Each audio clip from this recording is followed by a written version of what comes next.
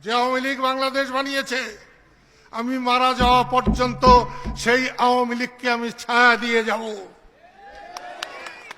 শুনছি, এখনো শুনি, দুই চারজন নাকি ভয় পায়। ভয় পাইলে তো তাকে কিছু করার নাই, ভয় ছাড়া দরকার। ভয় পেলে পাকিস্তান থেকে বাংলাদেশ হতো না। এই কস্তুরীপাড়া আমার কাছে খুবই প্রিয়।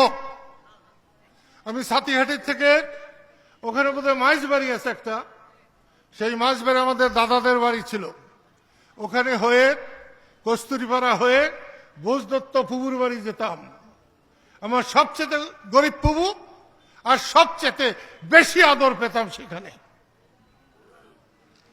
আমি জানি গরিব মানুষের মধ্যে প্রাণ আছে, আত্মা আছে, আদর আছে, যত্ন আছে।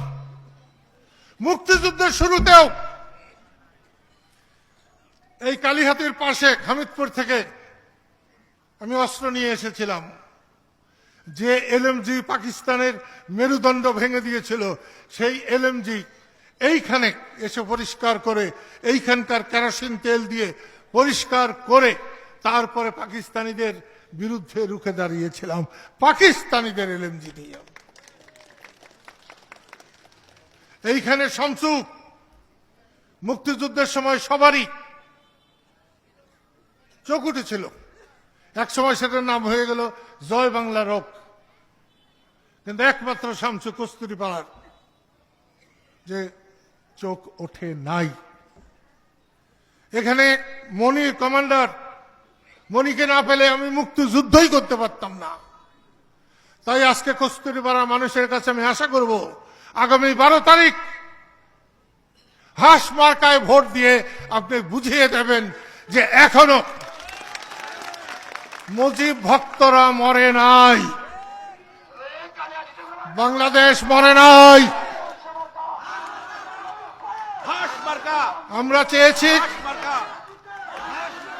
আমরা চেয়েছি অন্তত পক্ষে একজন মানুষ সংসদে যে বলুক, জয় বাংলা,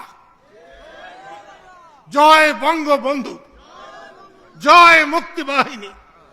স্বাধীনতার কথা বলার মানুষের বড় অভাব।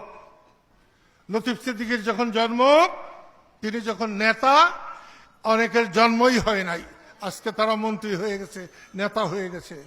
সেই জন্য আমি বলছি, এই কালীহাতি কেন, টাঙ্গাইল কেন, বৃহত্তর ময়মনসিংহে লতিফ সিদ্দিকীর মতো বুক চিতিয়ে দাঁড়িয়ে সংসদে কথা বলার দ্বিতীয় মানুষ খুঁজে পাওয়া যাবে না। আপনারা হাঁস মার্কা সমর্থন করেন? মার্কাটা কি? মার্কাটা কি? মার্কাটা কি?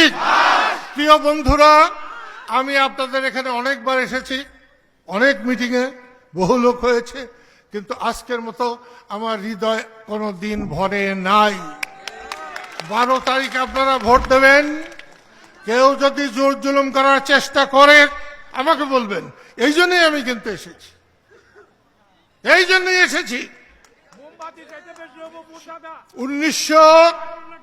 1970 সালে লতিফ ভাই যখন প্রথম নির্বাচনে দাঁড়িয়েছিলেন, আমি তার ক্যানভাস করেছিলাম, আমি ক্যানভাসার ছিলাম এবং প্রথম ভোট দিয়েছিলাম। এবার 2026 সাল আবার ক্যানভাসার হয়েছি, বলছে মোমবাতির চাইতে অনেক বেশি ভোট হাঁস মার্কা পাবে।